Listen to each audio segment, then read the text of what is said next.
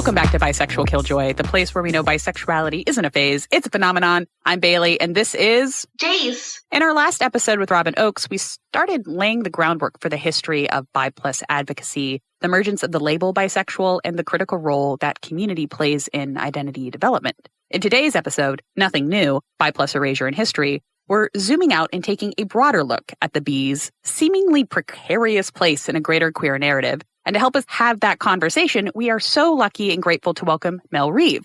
Hello. Mel Reeve is an archivist and award-winning writer. She is the founder of the Bi History Project, host of the Bi History podcast, and an editor at Fear of Making Art Press. Mel works in archives with a focus on improving access to digital collections and LGBTQ+ histories. The Bi History Project shines a light on the rich and complex past of the bisexual plus community. Through training events, workshops, lectures, podcasts, and consulting, it brings LGBTQ+ and Bi+ history to life and encourages inclusive heritage practices. The project empowers those within and outside the heritage profession to engage with bisexual plus and LGBTQ+ history. Thank you so much for joining us, Mel. Thank you. I'm so excited to be here. So, one of my favorite things about doing this podcast is just how many nerds that we get to meet. I mean, really cool. We're nerds, you're nerds, everyone is a specialist in their field. And the dedication to your work and your interest in Bi+ history is so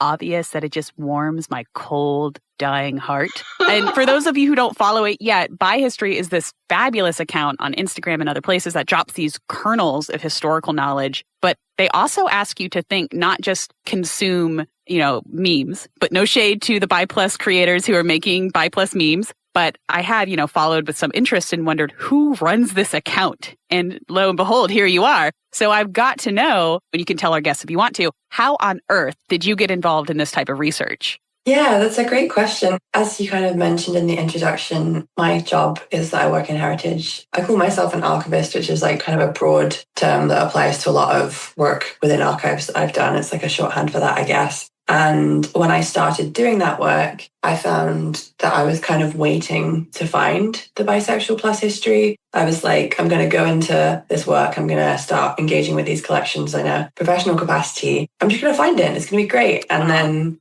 that did not happen.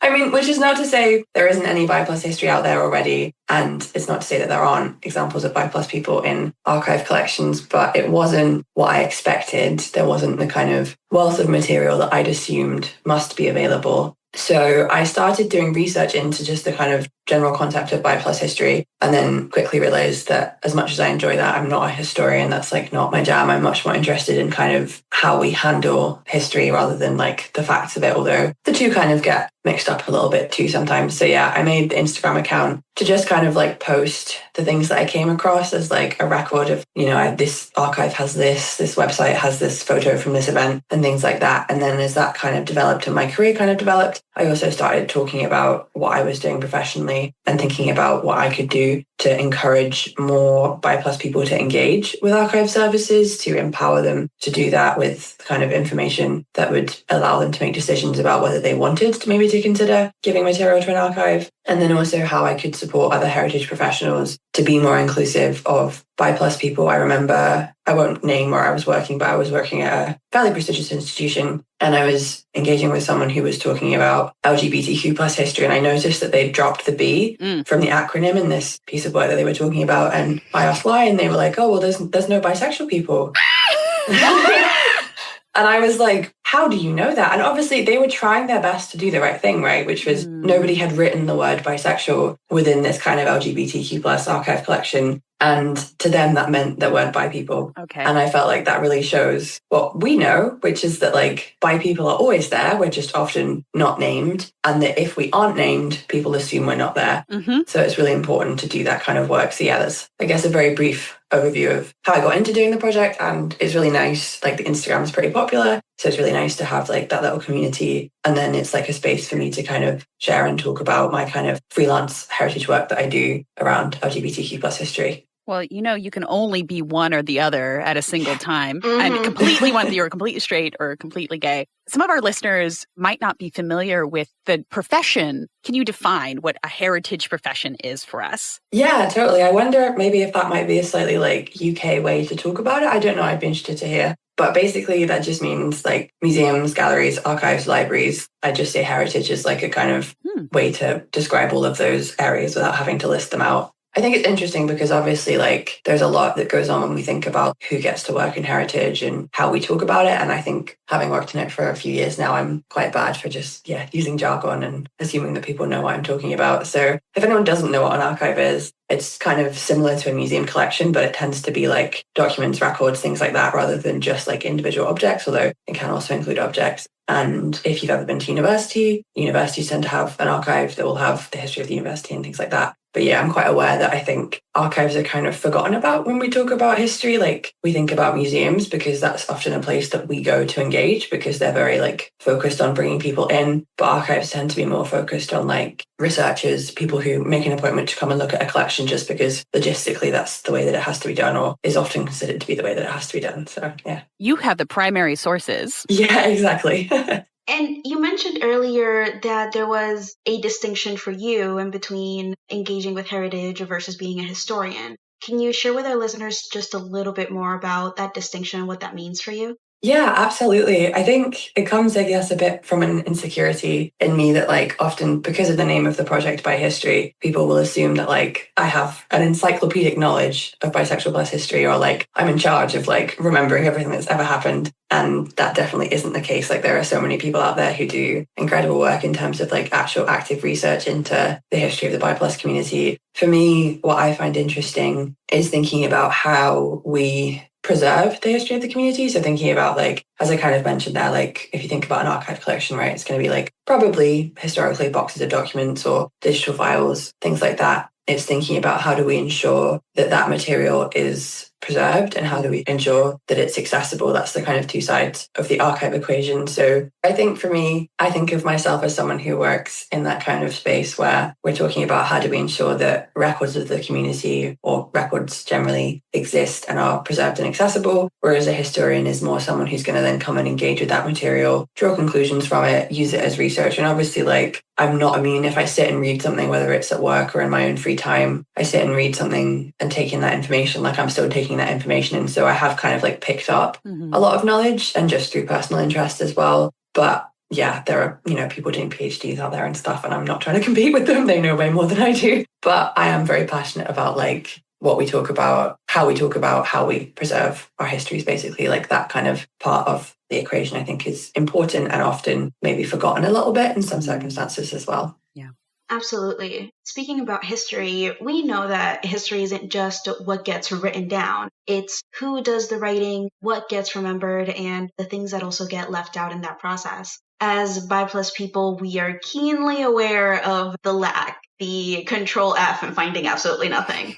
Why do you think bi plus history is so often overlooked in general LGBTQ plus archives and storytelling? Yeah, that's such a great question. And it's something that, in that process I was talking about there of kind of beginning the Bi History Project and why I did that was something I kind of went through myself, kind of experiencing that question. And I think there's a few reasons why Bi plus history often gets kind of overlooked or put to one side. And that's why I chose the name Bi History, because I think it's very important to name what we're talking about. I think the first reason is that, as you mentioned, if you're thinking of doing some research, trying to find something out, you're going to search, whether that's on Google, whether that's in an archive catalogue or a library, wherever that is, you're going to use words to try and find something. And because of the biphobia, the erasure from both LGBTQ plus communities and also kind of the wider straight world as well, bi plus people are very often not named. There are examples of bi plus activists who were active in LGBTQ plus activism, but did not identify themselves as bisexual at that time for,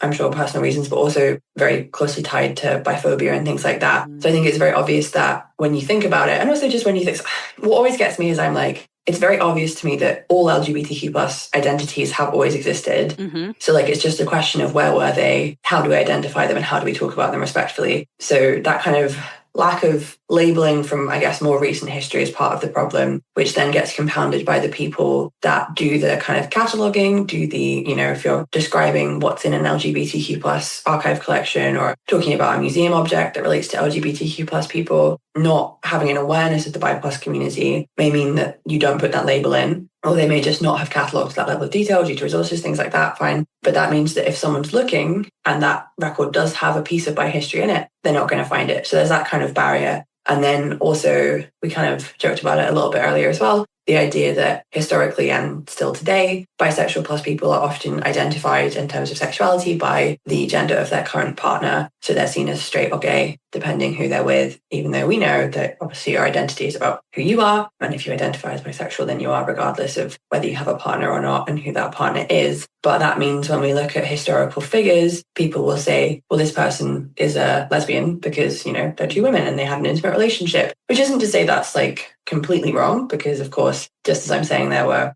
bisexual plus people throughout history, of course, there were people of all parts of the LGBTQ plus community. But I think there's a real hesitancy about naming bisexual plus history. I think there are times I've definitely seen examples where, if you talk about someone who experienced multigender attraction in history before they had access to the labels and identifiers that we use now, and if you were to identify them as, kind of part of the history of the bisexual plus community or whatever, that can make some people quite cross, quite frustrated, because I think essentially biphobia, they feel that if you're saying this person is bisexual, that you're diminishing their queer identity in some way. And that's quite a small subsection of people. I don't think that's like a very common belief, or I hope it's not, but I do think it is a real barrier. Like when I first started doing this stuff on Instagram, I would get a lot of comments from people who'd be like, you're appropriating lesbian history. Wow. You're appropriating, all right, gay history.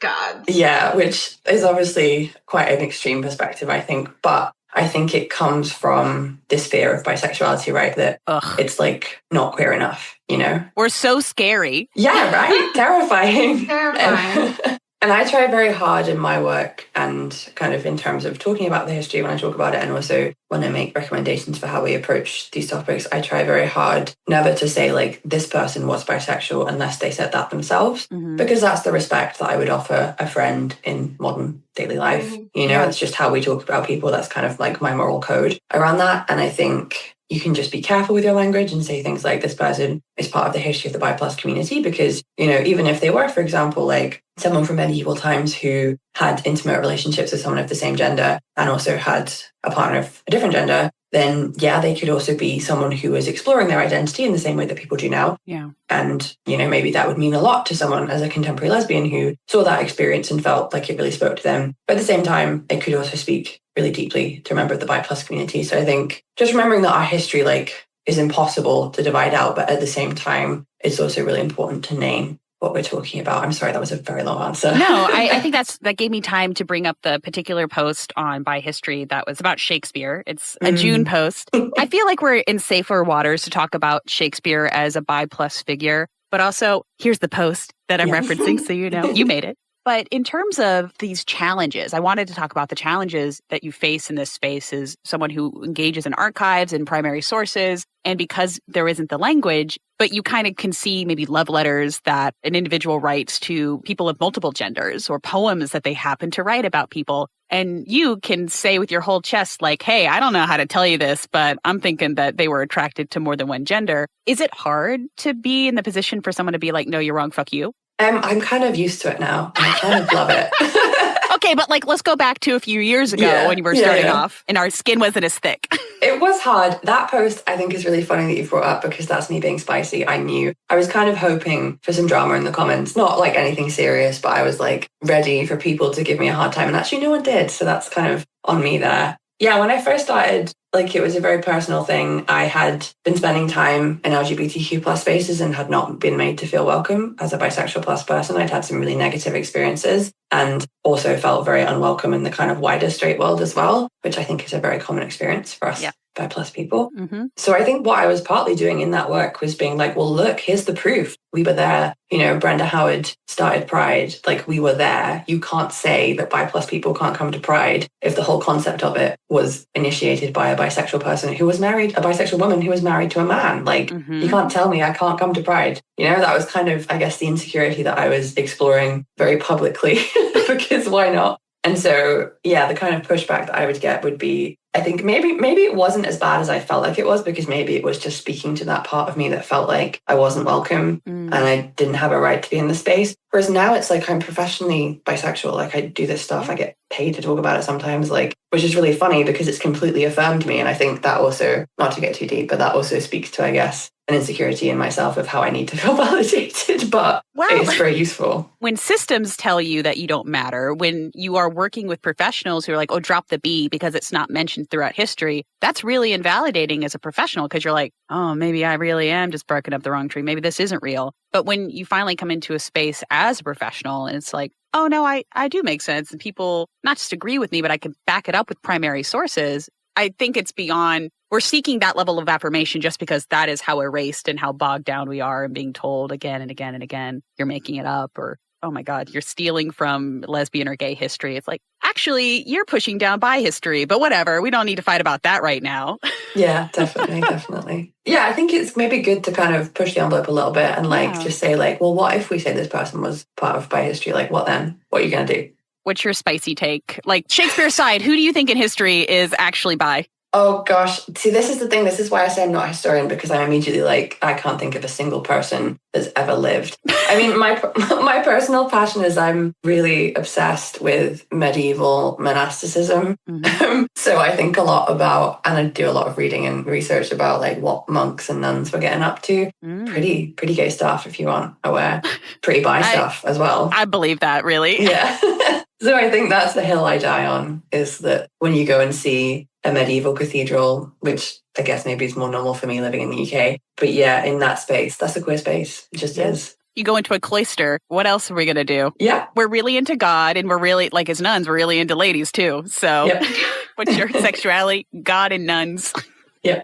You know, as we've been talking about here, bi plus erasure isn't just a social phenomenon, it's epistemic. You know, it's about denying the possibility of knowing bisexuality altogether. We didn't have the language for it, so it didn't exist into the 70s. Yeah. Okay, well, I didn't have the language for numbers until I went to primary school, but that doesn't mean that the numbers didn't exist. We've just talked about the lack of language, but what are some of the ways bi plus figures have historically been erased or been misrepresented in queer narratives? I think that very often people get pushed into kind of lesbian or gay. And I have to be very careful because, you know, I've said like, oh, I don't like it when people are critical of me identifying bi history because they feel like that's reductive. So I'm very careful to not then just reflect that back and say, well, if you call it gay history, that is reductive to me. Because if I'm, you know, identifying the importance of naming things, then that applies to all of us within the LGBTQ plus community. And when we talk about LGBTQ plus history. But I do think that, yeah, using this language is really important. And I think that it's quite common, or it was quite common, and I think it's getting better now. But when I first started working in the world of heritage, that you would see like LGBTQ plus history exhibition, event, whatever. And it would just be like naming lesbian and gay history. So I think that it's actually really cool when we think about how fluid sexuality is, how the words we use now are just like modern terms that we apply to our identities to understand ourselves, which is fab and great that we have them, but not like, you know, it's like trying to conceive of anything through language, as you said, like we're just applying labels to things. So actually queer identity is so big and wonderful and powerful that to use words is actually quite difficult sometimes. So I think that, you know, when we look at historical bi plus figures, there is a temptation to kind of just do detective work and be like, okay, you were married, but then there was this other woman that you like spent a lot of time with. So how much time did you spend with her? Did you share a bed? Like, you know, like how gay does this feel? Yeah. And I try not to do that as well, because queer identity is very powerful and that it's obviously existed for a long time. And I feel very grateful thinking of language for the use of the word queer. Like, I know that obviously has its complexities as well, but for me, that's a great catch-all for talking about, you know, gender, sexuality when we're referring to times that language wasn't available, or for people who either did not have access to those terms to identify themselves or chose not to, or we have no record of them choosing to do so. So for me, that's something that I find like very empowering to be able to talk about queer history. And I think it's a really useful word for that as well. I do too. And I think also the fact that bisexuality, bi plus identities are often only validated through sex. And so when you read about history, you don't necessarily see, so-and-so was a lesbian, they lived together. So-and-so was gay because they lived together. But bisexuality is only validated when someone is known to actively be having sex with multiple genders. And the only time I've explicitly seen mentioned in a historical piece of nonfiction is called Madams, Bawds, and Brothel Keepers of London. It's by Fergus Linnane. And it's a really interesting book because it walks through sex work in London from the 1500s until the late 1800s. First of all, it's a very fascinating book. And if any of you history nerds want to read it, I highly recommend. But second of all, you have actual mentions, like the word bisexual was used at least once. Like this historical figure would sleep with men and women. And I'm like, oh, okay. There were literal receipts of this person going to multiple brothels with different people and spending their time with them. And I wish this is such a modern problem, right? The signaling of bisexuality is you can only be bisexual if you are at an orgy, having relationships with multiple genders at once. Otherwise, you're gay or straight, and you have to just put up with it. I don't know. As a person who engages in this work, are there other ways to prove bisexuality? That is such an interesting question. And the first thing that made me think about is how I think bisexuality as a concept is often tied with debauchery and sexuality, like you said. Also, I think a lot of the time violence, if you look up, this might be different now, it was a few years ago that I did this, but when I looked at a list of notable bisexual people, there were quite a lot of serial killers on there. This is on Wikipedia. Oh. And that's obviously because they've been killing people of multiple genders. And that's not what bisexuality is it? Very clearly. So I think, even in contemporary language and how we think about these concepts, the cultural understanding of bisexuality is very tied, like you say, to ideas of intense sexuality and sensualness. Also that kind of trope, I guess, of in media where it's if someone's bisexual, then they may be about to do something terrible. It's a sign of losing your morality, of going on a downward spiral. But I think that's also interesting thinking about what you're saying there about the brothel and sex work. That just shows again how we all exist in this community of marginalized people. And I think a lot about trans history as well, how tied the things I'm saying about bi plus history are to a similar situation for trans history. And actually what we're talking about is all of queer history again. And I don't know if that answered your question at all, sorry, but that's just what I was thinking about. No, I think that's really interesting because I didn't even think about the link between bisexuality and you said losing your morality, but also madness. It's sort of, you're out there just anything that moves, if you want to look at a primary source. That's so interesting because I just watched a little documentary about the Fitzgeralds and the two of them are written to be kind of playing around with gender a little bit. Zelda likes to dress up a little masculine. F. Scott likes to dress up. They cross-dress together. And there's some suggestion there that perhaps they had bisexual relationships, but they're both alcoholics. They're losing their minds. Zelda dies in an insane asylum. And those things kind of get linked up together because when you start, you're starting to have sex with more than one gender, something must be wrong. We need to send you to have electroshock treatment immediately, which has nothing to do where this episode was originally going, but now I can't stop thinking about it.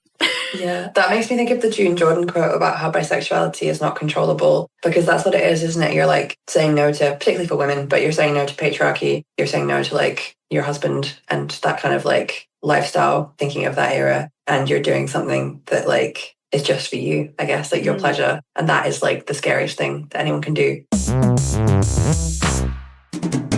Bisexual Killjoy is growing, friends! What started as just a podcast has now blossomed into a whole community project. We're not only dropping episodes, we've got culture commentary and hyper-personal essays just for you on our Substack. Get all your burning questions answered through our advice column, Give It To Me by Plus, and you can hang out with other Killjoys in our brand new Discord server. The best part? It's free to join! But if you love the work we do and want to make sure we don't burn the fuck out, you can become a paid subscriber and you'll get sweet perks like bonus episodes, bonus posts, and exclusive discussion groups with your favorite Killjoys. We'd love to have you in the mix. Come join the community. See you there.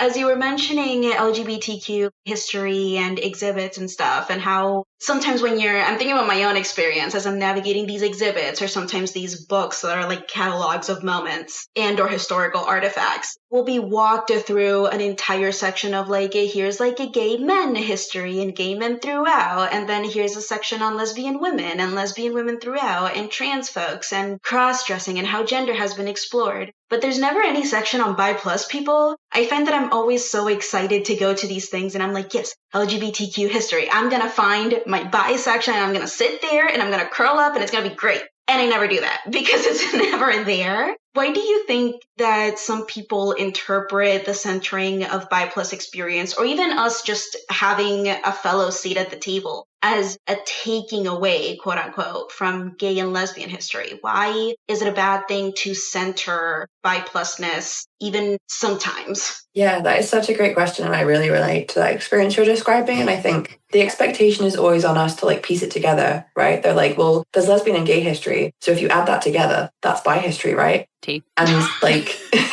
like you're meant to work it out. You're meant to like, it's like an interpretation exercise for the visitor. It's like, well, if you really care about bi history, you're just going to kind of collate it from everything else. And I think that's why I'm very passionate about the work that I do and the naming, because like you say, there is this perception that it's taking something away. There is this perception that it's like greedy, which is quite funny, really, given the stereotypes that exist about bi plus people. Like, oh, we're greedy for partners. We're greedy for history as well. You know what? I'll take that. I am greedy for history. But I think it happens because I guess, biphobia, simply like, also I think people are scared because when you say bisexual, I think it can feel quite like erotic to people, you know, like it's quite scary for them. And I used to quite often feel shy, particularly professionally saying that word. And it's like so normal to me now. Yeah. Like it just doesn't have that kind of fear attached to it, either for me personally or like concern of people's responses in the same way. And I think that because bisexuality exists in that kind of liminal space of like, you know, if people want you to prove who you are, you really do have to be at the orgy doing something quite complicated to be considered valid. And part of that solution is to ensure that people can be affirmed in bisexuality without people being so invasive about their personal lives and things like that. But also in terms of like thinking about that experience of walking through that exhibition, I really think that in the same way that in a lot of LGBTQ plus spaces, bi plus people are not given a seat at the table, it's the same thing when we think about who's doing that curation. Like, and no disrespect to people who are doing amazing work on lesbian, gay, trans history, like that's amazing. But, you know, like who can we,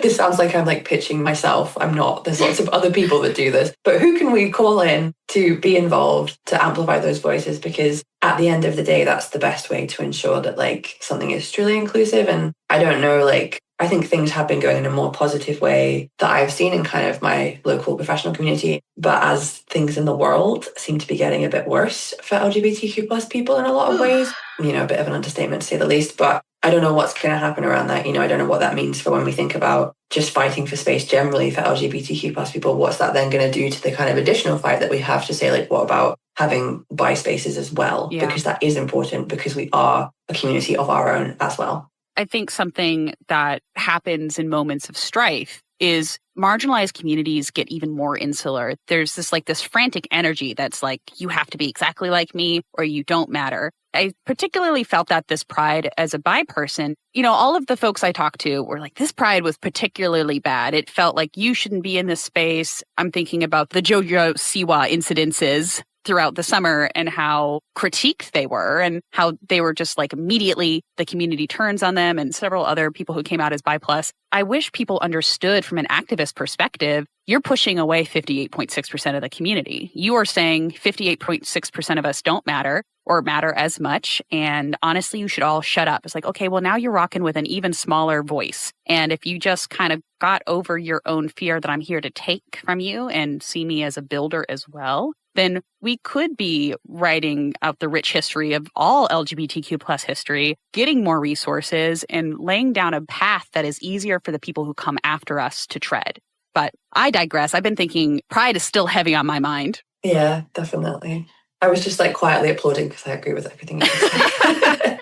And since we're talking about all of these power dynamics, in your experience, what have you observed are the power dynamics in play that affect the recording of history the most when it comes to LGBT plus history? Who is it that benefits from this bi plus erasure? Yeah, that's a very important question, I think. And I guess the first part of my answer is I really recognize that archives are kind of inherently colonial, like in structure. Mm-hmm. The way that we think about what permanent preservation, which is like a core concept of archiving, is, you know, keeping something indefinitely or as close to indefinitely as we can. Like that is a very patriarchal, a very white, a very colonial approach. Mm-hmm. And it erases a lot of types of community memory making that are valid but don't follow the principles that traditional archiving does. And also archives are often tied to institutions, government institutions, national institutions, and that then kind of carries a political element to it too. So I think it's really difficult because I, in all honesty, took a break from working in archives and heritage because there was a time when that felt like a bit too much to fit in my head and to live with.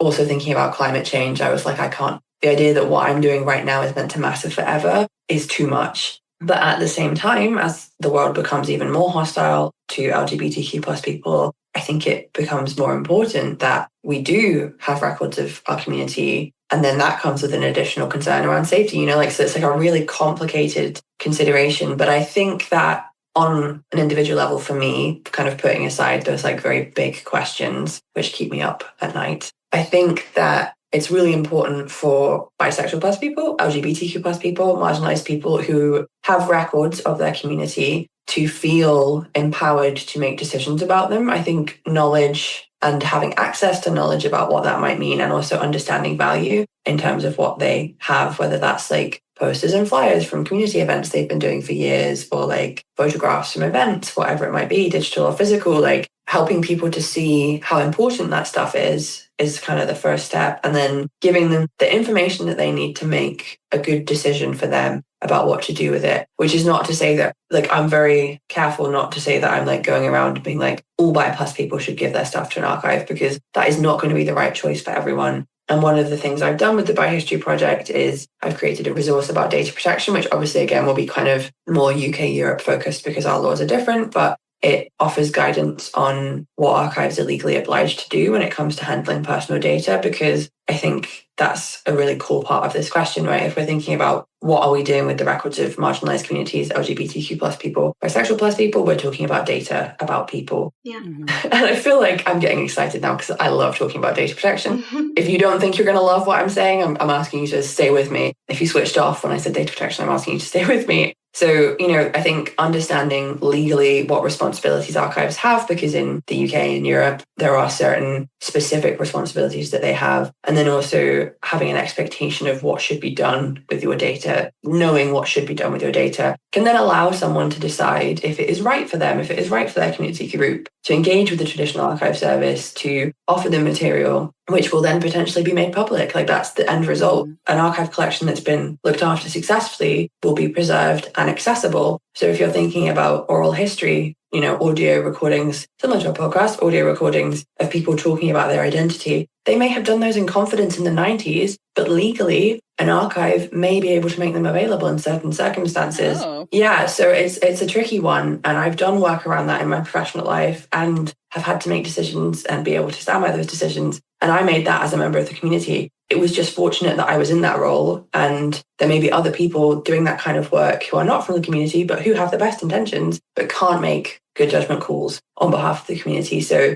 that's a really big part of the question, I think. And then also just kind of empowering and encouraging LGBTQ plus people, bisexual plus people, marginalized people to consider memory making on their own terms as well. Maybe it's okay if we don't have records of what we've been doing. Maybe this community group exists for now and it serves up the people who attend it, who are involved with it, but one day people forget about it. And maybe that is okay. I think there's different levels to it. So yeah, I know for myself, I do believe that we can critically and successfully engage with archive services. Otherwise, I would have gone and done something else with my life. But it is a complicated question. So yeah, hopefully that answered your question as well. Sorry, I talked a lot again there. No, it's okay. And what I hear you saying is that honestly, who benefits from Bi Plus Erasure is patriarchy and white supremacy. That's the sort of system that's put in place to keep queer people from each other, to keep our history out of our own hands, and to keep us kind of at each other's throats and saying my story matters more than yours. When kind of in a decolonialized mindset, it's like, no, all stories have merit. All stories should be told. And kind of moving forward,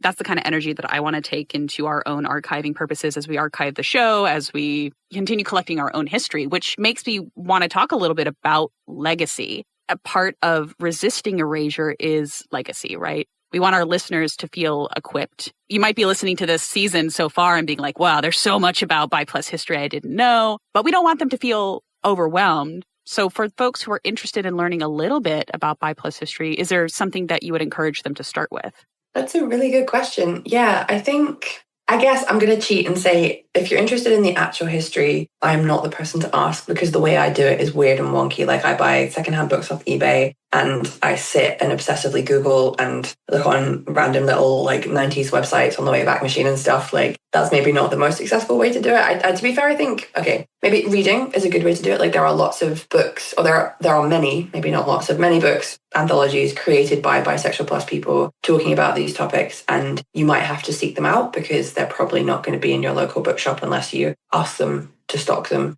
And yeah, that's maybe like a super obvious one, but that is a way to find community as well. I think when we're kind of engaging with voices from across the world from our community, that can be really positive. And then I think if you are interested in, I guess, the question of like how bi history is being represented in your kind of local heritage world, like your local museum, your local archive, whatever it might be, your library, things like that. I think having the knowledge of the things we've kind of talked about, even if you're not someone like me who works in this industry, you're not someone who thinks of yourself as a record creator, like we all technically are. So by existing, we all offer the potential for that legacy, the potential to add material to an archive if we want to do something that contributes to the legacy. And yeah, I think also just seeking out community as well. Like, and I'm a bit of a hypocrite for that because like I have a local bi plus community group and I'm very busy. I don't go, but that's the way to find out what people are reading, what people are learning about, what interests them. And also just go into, a space with a knowledge that like, if there's history, there will have been queer people. Like I made a silly TikTok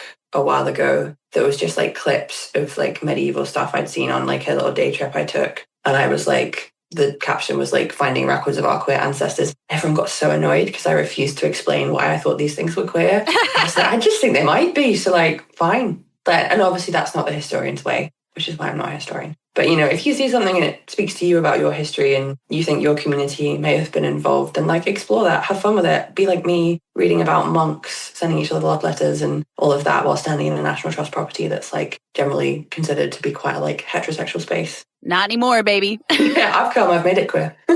I love this idea of, we think when we want to learn about our history, we should go to textbooks and history books, but you are absolutely right about looking for anthologies. Bi plus people have a long, rich history of putting together magazines and print materials. Anything That Moves was a fantastic magazine. Much of it has been archived, and we will find a link for that to put in the show notes for you to have access to. And if you're looking for something more recent, the Bi Plus Book Gang just published its very first anthology, By All Accounts. Now, this isn't just another book. It's a collection of stories, essays, art, and poems from Bi Plus writers from around the world. It's about visibility, identity, joy, and resilience, and it's available in both print and ebook. So if you've been searching for a book that feels like community, this is the one. You can order your copy of By All Accounts today and help us put Bi Plus voices where they belong, front and center. Not that I wanted to talk about it anymore, but because it's where so many of us start and so many of us realize that, I think I want to be connected to something or someone else and I don't know how to do it. So that is coming out on September 23rd, which by the time you hear this will be out and ready for purchase, and you should support Bi Plus people by reading Bi Plus books. Anyway, I digress. Thank you for reminding me that anthologies exist.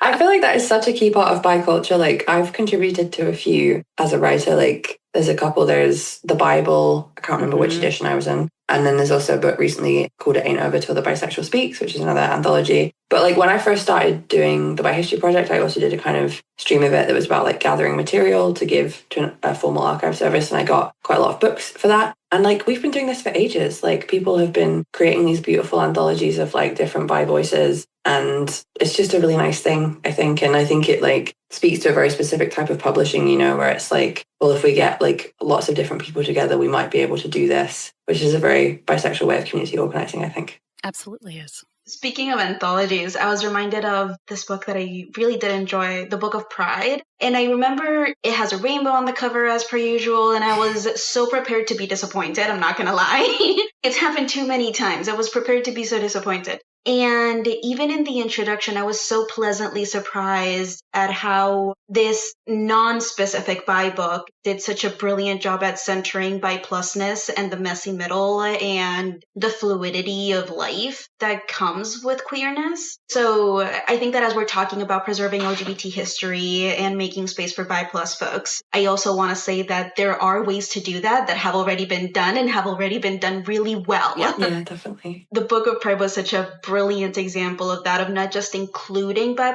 voices, but providing a kind of overarching bi+ analysis in the intro and the conclusion. It was really, really brilliant. But as we're talking about how things have been done well and not so well, what does it look like to build a bi+ legacy that honors the past, holds the present, and also prepares the way forward? That's a big question. I think that doing the work respectfully is like at the core of what's really important to me. Like sometimes when I get angry or frustrated, like I do feel this temptation to be like, this is bisexual, this is mine, like this is my community. I do have to remind myself, like, the biphobia is difficult when it happens from within the LGBTQ plus community, and I'm absolutely not diminishing that. But also, like, this is maybe a time where we can come together. Like, you know, when we look back at like longer term history of our community and we see the struggles and the activism and the amazing things that individual bisexual plus activists and groups have done, that can really uplift us. And then we kind of think about what's coming next and how we might approach that. And I think we can be very inspired by that. And I hope that also thinking about the wider LGBTQ plus community, that people who perhaps may have some kind of biphobia, how aware they are of that or not, and that if they can be made aware of the reality of bi+ history, then that's going to help us create a more genuinely collective movement in the future, like not just uplifting individual bi+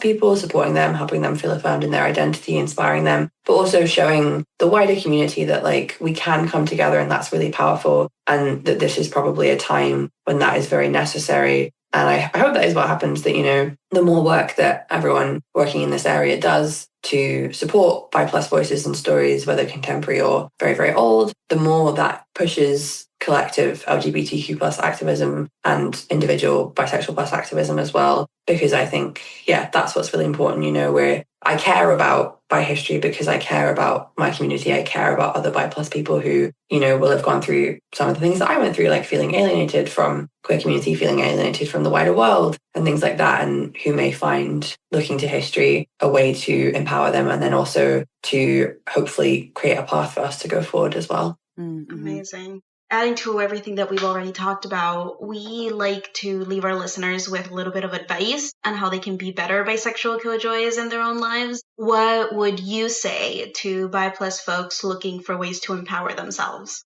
I would say, well, I'll give advice as if I was speaking to myself, because I know what I'd want to hear. When you look to history and you feel like there is not a place for you, think about all the bisexual people that you know and think about how impossible it would be that that wasn't the case in the past. Like, we just were there. We know we were. And we know that there was queer history and LGBTQ plus history. And that hopefully shows us what is coming in the future as well, that we will continue to have an amazing community within the LGBTQ plus community and the bi+ community as well. Well, this has been such an amazing conversation about the different kinds of history work that we can engage in, the importance of preserving bi+ history, and the cruel, cruel reality of us being hazed every time we go into an LGBTQ exhibit. Like, that is exhausting. Truly. Thank you so much for all of this. What should we and our listeners be on the lookout next from you?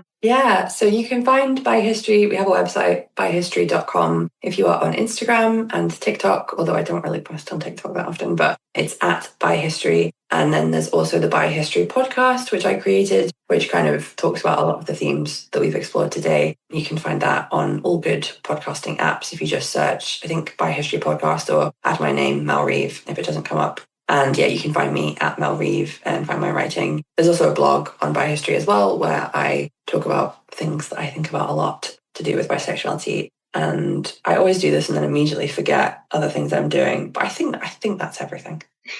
Awesome. Thank you again for joining us, Mel. We appreciate your work over at Bi History, so it meant a lot that you agreed to come onto the show. It's clear that history and the cataloging of it all are essential to the longevity of our community. We want to thank you for embodying the Bisexual Killjoy spirit as you engage in all of this work to protect our history. Thank you. Thank you so much for having me. Thank you for tuning into Bisexual Killjoy, where we know that bisexuality isn't a phase, it's a phenomenon. To support us, share us with your friends, family, frenemies. Subscribe to our Substack and rate our podcast, preferably 5 stars. As always, we want to hear from you. You can share your stories with us on Instagram or via email at bisexualkilljoy@gmail.com. We would love to answer your questions in our advice column, Give It To Me Bi+.